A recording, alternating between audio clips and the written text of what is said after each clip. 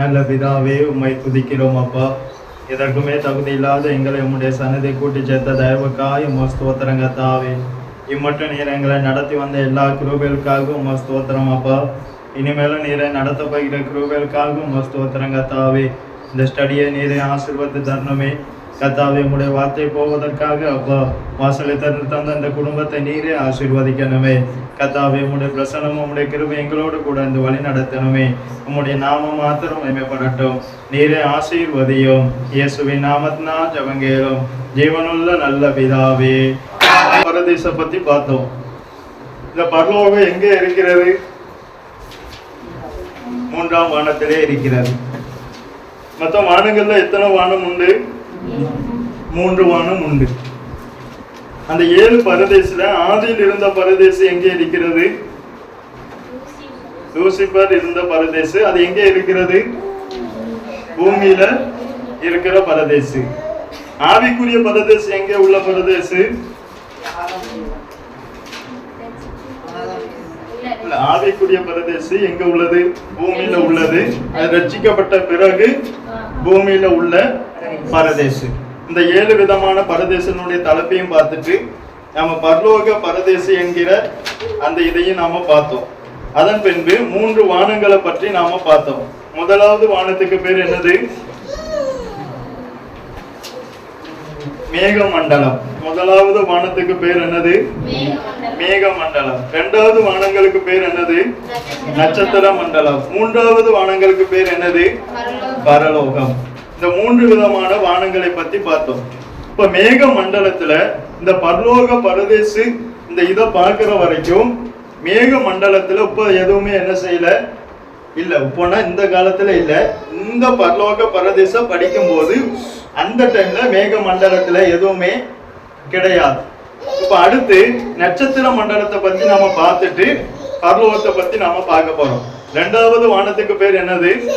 நட்சத்திர மண்டலம். முதல் வானத்துல என்ன இல்ல? யாருமே இல்ல. எப்போ? இந்த பரலோக பரதேசு இருக்கும் போது முதல் வானத்துல நாம ஆரம்பத்துல இருந்து பார்த்துட்டு வரனால இப்போ உள்ளதை நான் சொல்லல. பரலோக பரதேசில படிக்கும் போது முதல் மேக மண்டலத்துல எதுவுமே இல்ல. இப்ப 2வது மண்டலத்துக்கு பேர் என்னது? நட்சத்திர மண்டலம். நீங்க வாசிங்க நியாயாதிபதிகளின் புஸ்தகம்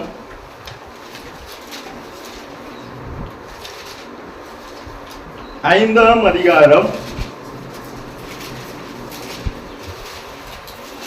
அதுல 20ஆம் வசனத்தை நீங்க வாசித்து பாருங்க. வானத்திலிருந்து யுத்தம் உண்டாயிற்று. நட்சத்திரங்கள் தங்கள் அயனங்களிலிருந்து சிசராவோடே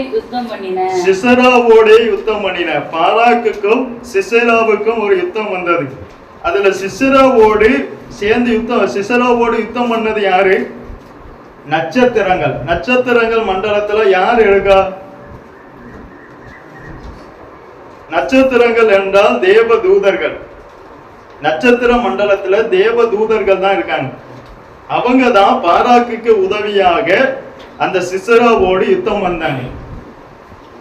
அத நட்சத்திரங்கள் தங்கள் அயனங்களில் இருந்து சிசராவோடு யுத்தம் பண்ணின. அந்த நட்சத்திர மண்டலத்துல இருக்கிறது யாரு? தேவ தூதர்கள். தேவ தூதர்களுடைய வாசஸ்தலம் தான் நட்சத்திர மண்டலம்.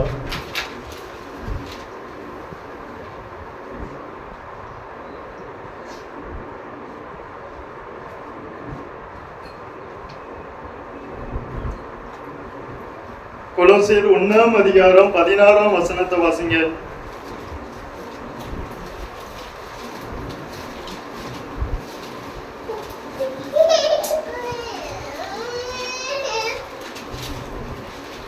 கொலோசியர் 1ஆம் அதிகாரம் 16ஆம் வசனம். ஏனென்றால் அவருக்குள்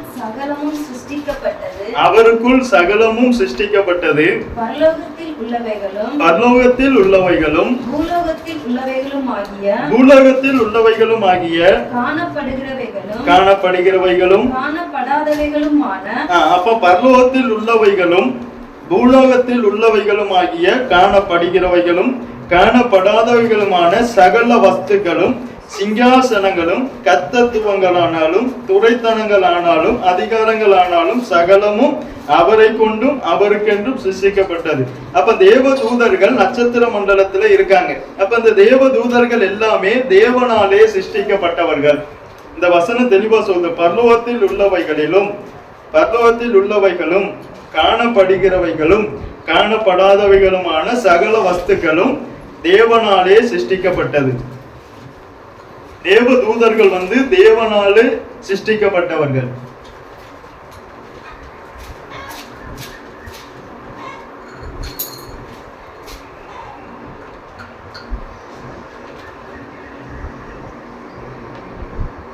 இந்த தேவ தூதர்கள் எல்லாம் குழு குழுவாக அணி அணியாக இருப்பாங்க.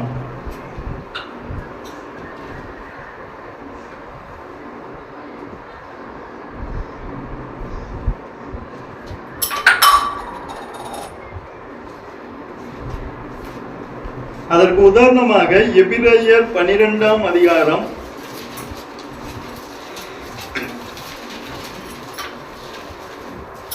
22ஆம் வசனத்தை நீங்க வாசிங்க. நீங்களோ சீயோன் மலையின் இடத்திற்கும் ஜீவனுள்ள தேவனுடைய நகரமாகிய பரம எருசலேமின் இடத்திற்கும் 1000-10,000 அப்ப தேவ தூதர்களுடைய எண்ணிக்கை எவ்வளவு?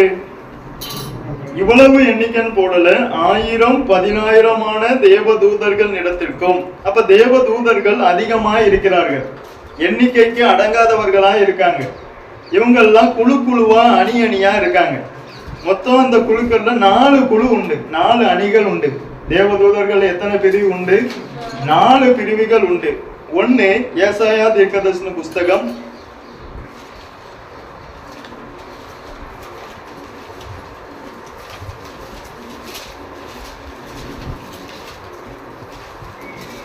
6ஆம் அதிகாரம் 2ஆம் வசனம். சேராபீன்கள் அவருக்கு மேலாக நின்றார்கள். அப்ப தேவ தூதர்கள்ல ஒரு அணிகளுக்கு பேர், ஒரு தேவ தூதர்களுடைய அணிகளுக்கு பேர் சேராபீன்கள். ஏசாயா 6ஆம் அதிகாரம் 2ஆம் வசனம். சேராபீன்கள்.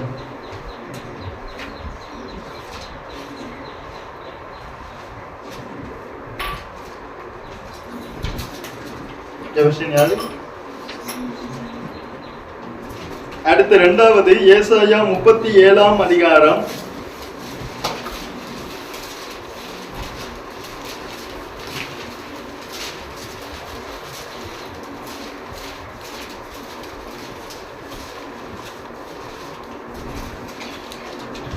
16ஆம் வசனத்தை வாசிங்க.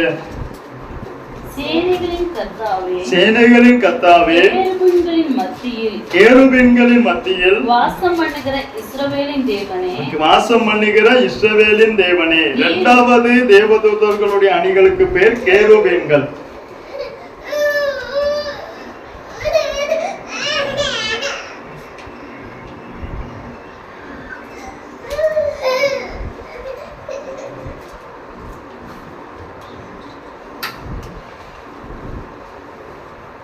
மூன்றாவது பாருங்க, 1 தீமோத்தேயு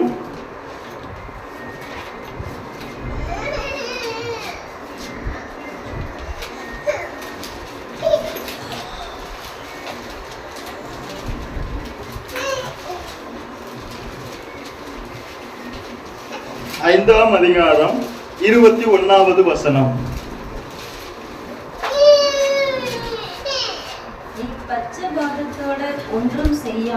நீ பட்சபாதத்தோட ஒன்றும் செய்யாமலும் விசாரிக்கும் முன் நிர்ணயம் பண்ணாமலும் இவைகளை காத்து நடக்கும்படி தேவனுக்கும் கர்த்தராகிய இயேசு கிறிஸ்துவுக்கும் தெரிந்து கொள்ளப்பட்ட தூதர்கள். அப்ப 3வது குழுக்களுக்கு பேரு தெரிந்து கொள்ளப்பட்ட தூதர்கள்.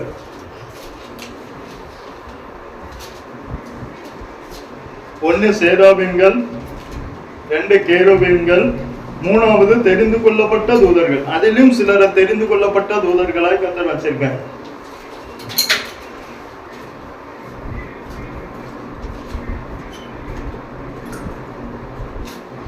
தானியேல் 4வது பாருங்க, தானியேல் 10ஆம் அதிகாரம்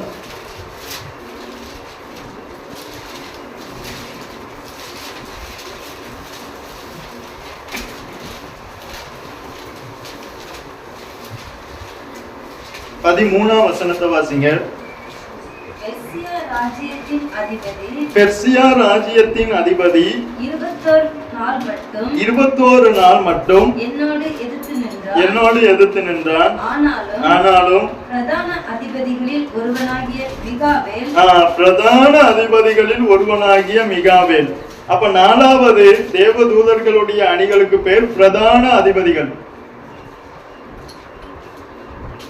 4 பிரிவா கர்த்தர் பிரிச்சு வச்சிருக்காரு. ஒன்னு சேராபீன்கள், இன்னொன்னு கேருபீன்கள், அதிலையும் தவிர தெரிந்து கொள்ளப்பட்ட தூதர்கள், அதிலிருந்து சிலரை கர்த்தர் எடுத்து பிரதான அதிபதிகளா வச்சிருக்காரு.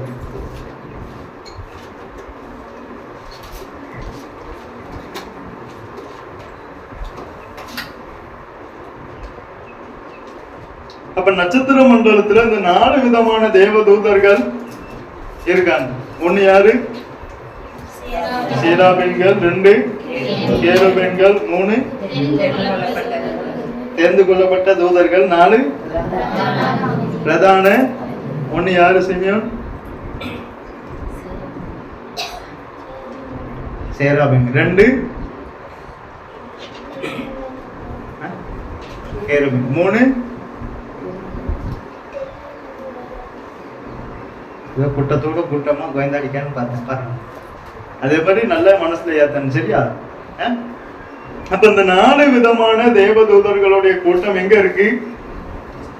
நட்சத்திர மண்டலத்துல இருக்கு. அப்ப இப்ப நட்சத்திர மண்டலத்துல இப்ப யாரு இருக்கா? தேவதூதர்கள் இருக்காங்க. இப்ப இந்த நட்சத்திர மண்டலம் எங்க இருக்கு? 2வது வானம். அதாவது 1வது வானம் மேக மண்டலம். இது ஆகாய மண்டலம் சொல்லுவோம். இந்த ஆகாய மண்டலமாகிய மேக மண்டலத்துல உப்பும் இல்ல. அந்த பரலோக பரதேசம் இருக்கிற காலத்துல எதுவுமே இல்ல. அதுக்கப்புறம் மண்டலம் என்னது? நட்சத்திர மண்டலம். அங்க யாரு இருக்கா? தேவதூதர்கள். அதுக்கு என்ன வசனம் சொல்லுவீங்க? நியாயாதிபதிகள் 5:20. அதுல என்ன சொல்லுவோம்? நட்சத்திரங்கள் சிசராவுக்கு உதவி, பாராக்குக்கு உதவியாக சிசராவோட என்ன செய்தன? யுத்தம் பண்ணின. இதுதான் இந்த உதாரணம். ஏன்னா அவங்கதான் தேவதூதர்கள். புரியுதா? நட்சத்திர மண்டலத்துல யாரு இருக்கா? தேவதூதர்கள். சரியா? எப்போ இப்போ யாரு இருக்கா? தேவதூதர்கள் தான் இருக்காங்க. மேக மண்டலத்துல யாரு இருக்கா? யாருமே இல்ல. இந்த பரலோக பரதேச படிக்கும் போது அப்ப யாருமே இல்ல. அடுத்து இப்ப 3வது வானத்துக்கு பேரு பரலோகம். மொத்தம் 3 வானம் தான் என்ன செய்யுது இருக்கு. 3வது வானத்துக்கு பேர் என்னது ஜெபஸ்டின்? பரலோகம். வாசிங்க ஏசாயா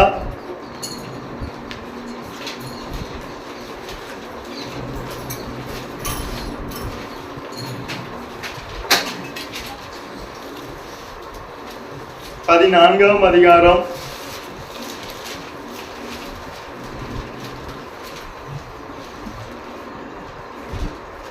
13ஆம் வசனம். நான் வானத்துக்கு ஏறுவேன் தேவனுடைய நட்சத்திரங்களுக்கு மேலாக. நல்ல கவனிங்க. நான் தேவனுடைய நட்சத்திரங்களுக்கு மேலாக என் சிங்காசனத்தை உயர்த்துவேன். அப்ப தேவனுடைய சிங்காசனம் எங்க இருக்கு? நட்சத்திரங்களுக்கு மேலாக. அப்ப நட்சத்திரத்துக்கு மண்டலத்துக்கு மேலாக என்ன இருக்கு? தேவனுடைய அந்த 2வது தூதர்கள் பேர் என்னது? அப்படி வந்துட்டியா? 2வது தூதர்கள் பேர் என்னது? கேருபீன்கள்.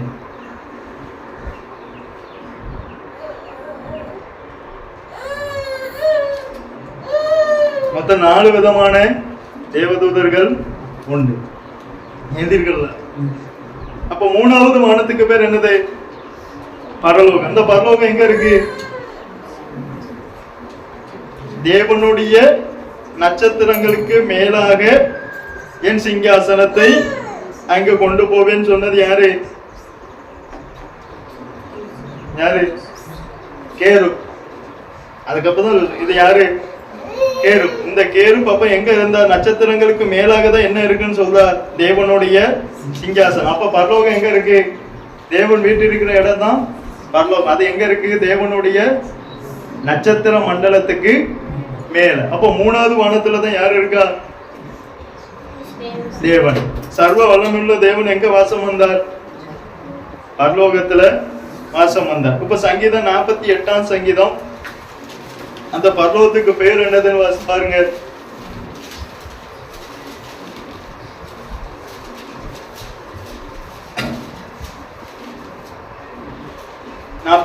சங்கீதம் 2வது வசனம்.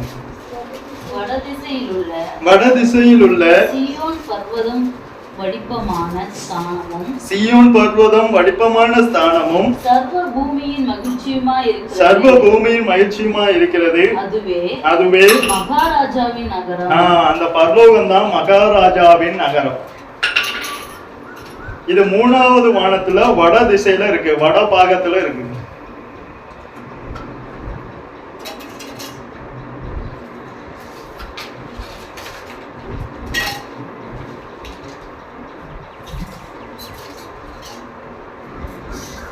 மூணாவது வானத்துல எங்க இருக்கு? வட திசையில, வட பாகத்துல இருக்கு. இதுக்கு பேர் என்னது? மகாராஜாவின் நகரம். நீங்க வாசிங்க சங்கீதம் 75ஆம் சங்கீதத்தை எடுங்க.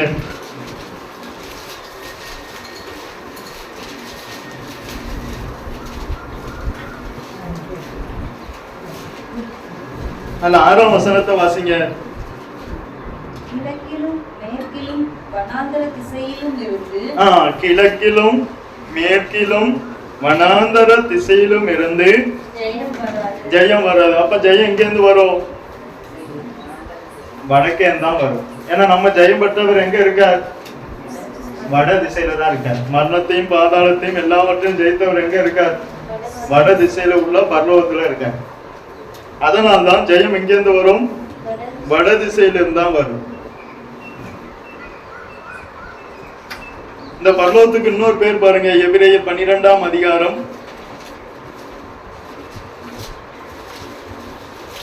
22ஆம் வசனத்தை வாசிங்க.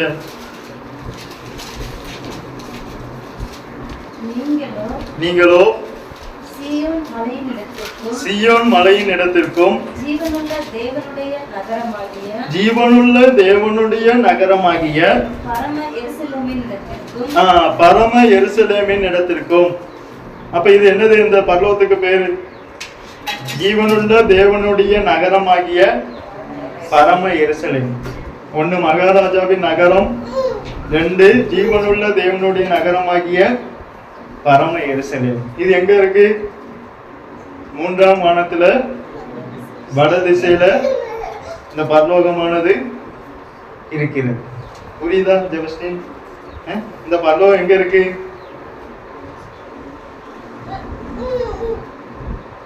கூட்டு வந்தாங்க, உட்கார வச்சாங்க. இந்த பரலோகம் எங்க இருக்கு? 2வது வானத்துக்கு மேல. அந்த பரலோகம் எந்த பக்கத்துல இருக்கு? வட திசையில. அங்க யாரு இருக்கா? கர்த்தர் இருக்க. புரிஞ்சுதா? இந்த பரலோகத்துக்கு பேர் என்னது?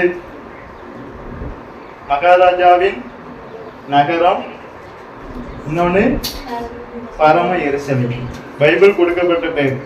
இந்த பரலோகத்துக்கு 2 பேர் கொடுக்கப்பட்டிருக்கு. என்னது? 1 மகாராஜாவின் நகரம், இன்னொன்னு பரம எருசலேம். இப்ப இந்த பரதேசி இதுல எங்க இருக்கு? பரலோகத்திலே ஒரு பாகத்துல பரதேசி என்கிற ஒரு இடம் இருக்கு. பரலோகத்துல ஒரு பாகத்துல பரதேசி என்கிற. அப்ப பவுல் போனது எங்க? பரலோகம் போகல, பரதேசிக்குள்ள போன.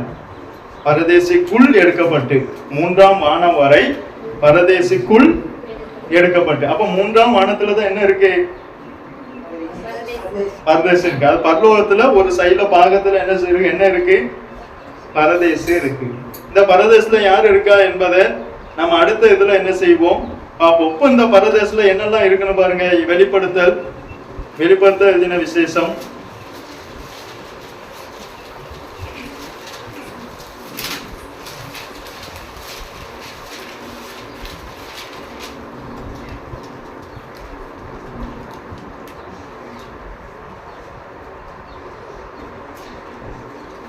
22ஆம் அதிகாரம் 1ஆம் வசனமும் 2ஆம் வசனமும் வாசிங்க. பின்பு பளிங்கை போல் தெளிவான ஜீவ தண்ணீருள்ள சுத்தமான நதி தேவனும் ஆட்டுக்குட்டியானவரும் இருக்கிற சிங்காசனத்தில் இருந்து புறப்பட்டு வருகிறதை எனக்கு காண்பித்தான். நகரத்து வீதியின் மத்தியிலும் நதியின் இரு கரையிலும் 12 விதமான கனிகளை தரும் ஜீவ விருட்சம் இருந்தது. இந்த பரதேசுக்குள்ளதான் என்ன இருக்கு? ஜீவ நதி எங்கிருந்து வரும்? ஆட்டுக்குட்டியானவருடைய சிங்காசனத்திலிருந்து எங்க வரும்? இந்த பரதேசுக்குள்ள வரும். இந்த பரதேசுக்குள்ளதான் என்ன இருக்கு?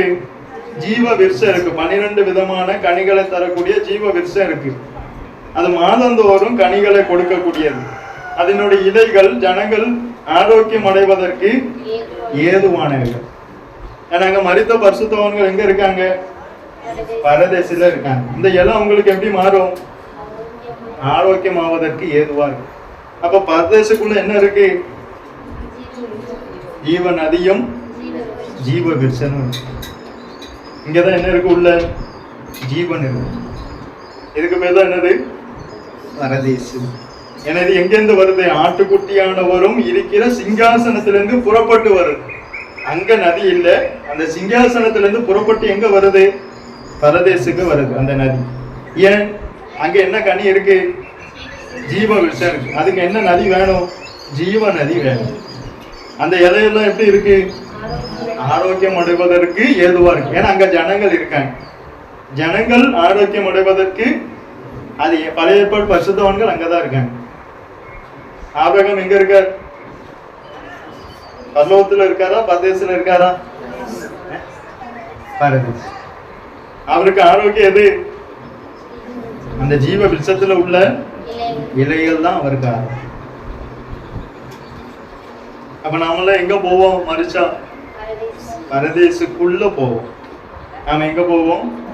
பரதேசுக்குள்ள போவோம். பரலோகத்துல யார் இருக்கா? தேவன். பழைய ஏற்பாட்டு பரிசுத்தவான்கள் மரித்த எல்லாருமே எங்கதான் இருக்காங்க? பரதேசுக்குள்ளதான் இருக்காங்க. பரலோகத்துல இல்ல. எங்க இல்ல? பரலோகத்துல இல்ல. அப்படி இருந்திருந்தா வெளிப்படுத்தல் 3ஆம் அதிகாரத்துல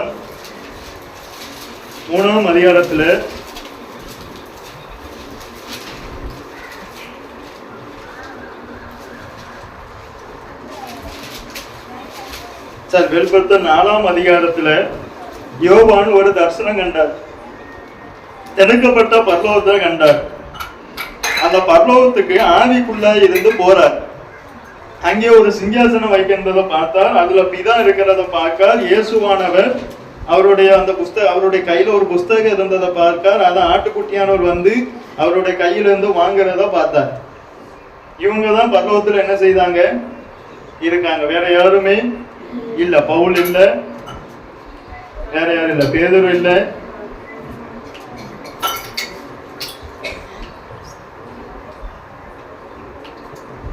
பழைய ஆபிரகாம்னா எங்க இருக்காரு? பரதேசு.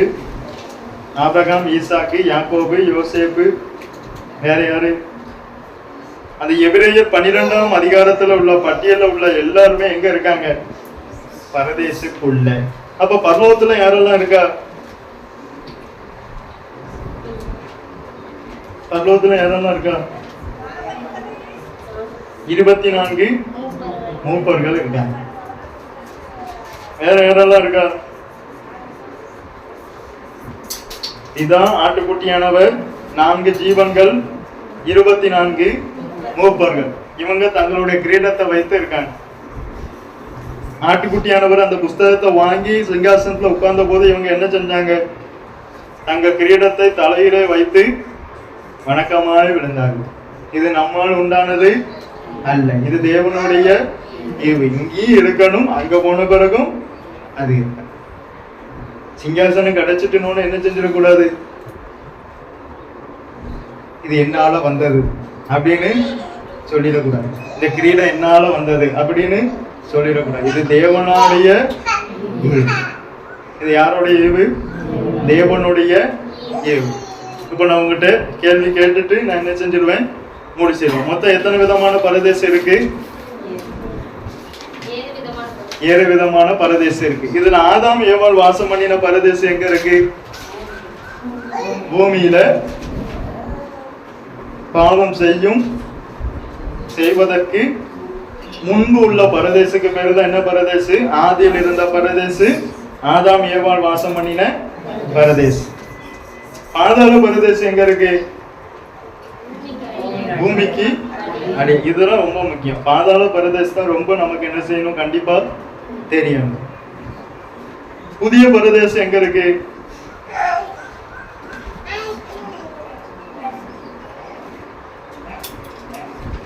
புதிய பரதேசம் எங்க இருக்கு?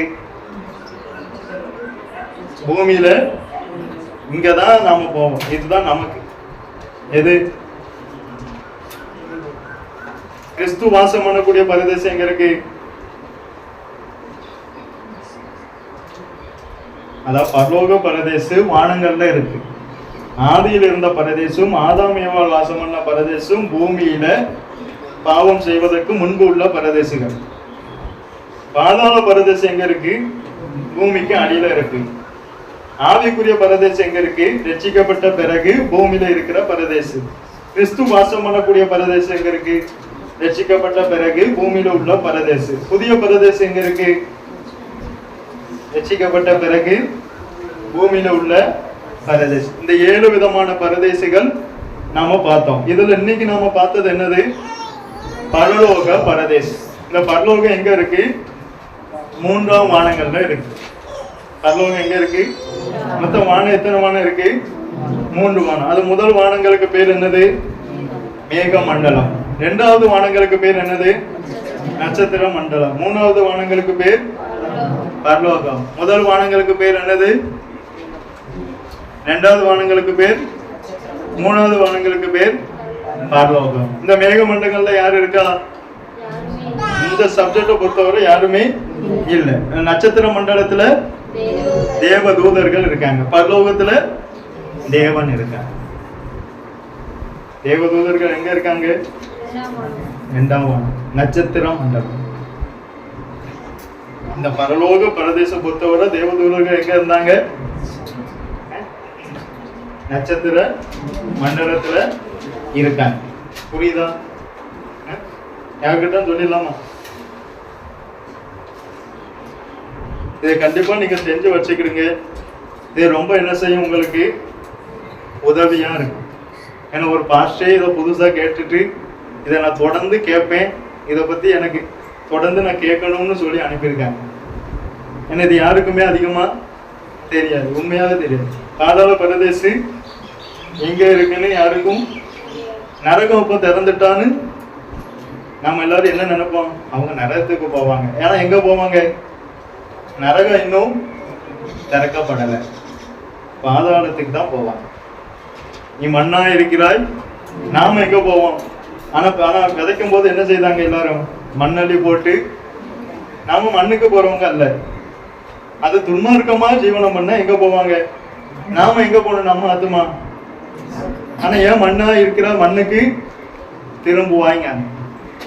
மண்ணா இருந்த சரீரத்தை தான் தேவன் ரட்சித்து என்ன செஞ்சிருக்கா? கிருபையின் பாத்திரமாய் மாற்றி இருக்கார். நாம எங்க உரியவங்க? பூமிக்குரிய மேனிகளும் உண்டு, வானத்துக்குரிய மேனிகளும் உண்டு. பூமிக்குரிய மேனி பூமிக்கு போகும், வானத்துக்குரிய மேனி வானங்களுக்கு போகும். நீ மண்ணா எல்லாத்துக்குமே இப்ப என்ன சொல்லிட்டாங்க? பெரிய பெரிய ஊழியக்காரங்களுக்கும் மண்ணா இருக்கிறாய், மண்ணுக்கு திரும்புவாய்ன்னு சொல்றாங்க. அது கத்த சொன்ன நோக்கம் வேற. அப்படி சொல்லவே கூடாது. இவர்களுடைய ஆத்மா ஜீவனுள்ளவருடைய கட்டிலே கட்டப்பட்டிருக்கு. அபிகாயில் வந்து என்ன சொன்னார்? என் எஜமானுடைய ஆத்மா ஜீவனுள்ளவருடைய கட்டிலே கட்டப்பட்டிருக்கு. அப்ப இது எப்படி மண்ணுக்கு போகும்? அபிகாயில் எவ்வளவு ஞானமா சொல்ல பாருங்க. என் எஜமா, அதனால நீங்க என்ன செய்யக்கூடாது? கொலை செய்யக்கூடாது. ஏன்னா உங்க ஆத்மா எங்க இருக்கு? ஜீவனுள்ளவருடைய கட்டிலே கட்டப்பட்டிருக்கு. அப்ப நான் மண்ணா இருக்கிற மண்ணுக்கு திரும்ப மாட்டோமே. ஏன்னா வசனமே சொல்லுது, 1:15 தான் மரண வீட்டுக்கு பிரசங்கம் பண்ணுவாங்க. அதுல வானத்துக்குரிய மேனிகளும் உண்டு, பூமிக்குரிய மேனிகளும் உண்டு. அது அதுக்குரிய மகிமை உண்டு. நாம எல்லாம் எங்க போகணும்? வானத்துக்குரியவன். நாம எங்க உள்ளவங்க கிடையாது. இந்த பூமி நமக்கு நிலையான நகரம் அல்ல. நமக்கு நிலையான நகரம் எது? மகாராஜாவின் நகரம். புரிஞ்சுதா? கண்களை மூடும். நல்ல பிதாவே, உம்மை துதிக்கிறோம் அப்பா. எதற்குமே தகுதி இல்லாத எங்களை உம்முடைய சன்னதை கூட்டி சேர்த்தது ஐவுக்காய் உங்க ஸ்தோத்திரம் கர்த்தாவே. நீர் எங்களுக்கு கற்றுத்தந்த பாடத்துக்காய் உங்க ஸ்தோத்திரம் அப்பா. இது எங்களால் உண்டானதல்ல கர்த்தாவே, இது உம்முடைய ஈவு அப்பா. நீ தந்த எல்லா ஈவுகளுக்காக உங்க ஸ்தோத்திரம் கர்த்தாவே. இயேசுவே, உம்முடைய வார்த்தை சொல்லுவதற்காய் இந்த குடும்பங்கள் இந்த 1 மணி நேரம் கர்த்தாவே உம்முடைய பாதத்துக்கு ஒதுக்கின கிருபைக்காய் உங்க ஸ்தோத்திரம். அந்த தேவையானது ஒன்றே என்கிற வசன பிரகாரம் அந்த மரியாதை ஆசீர்வதித்தது போல கர்த்தாவே இந்த வீட்டை நீர் ஆசீர்வதிக்க போகிற கிருபைக்காய் உங்க ஸ்தோத்திரம். அந்த வீடு முழுவதும் பரிமள தைலத்தினால் நிறைந்தது போல இந்த வீடு முழுவதும் பரிமள தைலத்தினால் நிறையட்டும் அப்பா. இந்த வாசனை அநேகரை உம்பக்கமாய் திருப்பணுமே. நீரே கிருபை செய்யும். நீரே இந்த குடும்பங்களை ஆசீர்வதியும். உம்முடைய நாம மாத்திரம் மகிமைப்படட்டும். இயேசுவின் நாமத்தினால் ஜெபங்கேளும் ஜீவனுள்ள நல்ல பிதாவே, ஆமென். என் ஆத்துமாவே கர்த்தரை சோதரி, என் முழு உள்ளமே பரிசுத்த நாமத்தை சோதரி. என் ஆத்துமாவே கர்த்தரை சோதரி, கர்த்தர் செய்த சகல உபகாரங்களையும் மறவாதே. ஆமென்.